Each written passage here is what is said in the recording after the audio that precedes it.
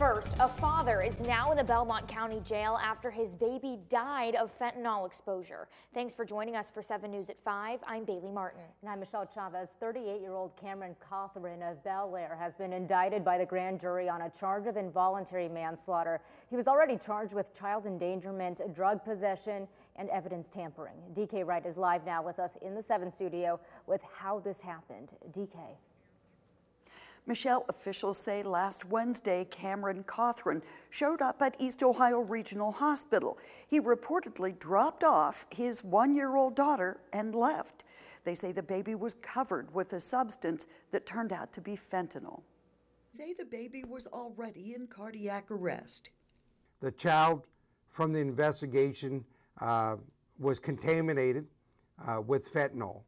The child was life-flighted to Pittsburgh, which later on passed away. Sheriff Dave Lucas says this is the 3rd child in Belmont County this year with drug exposure, but the first to die. From what we hear from the hospital of Pittsburgh, that it's happening more and more. The drug dealers are leaving their drugs around and the kids is getting, so it's very serious.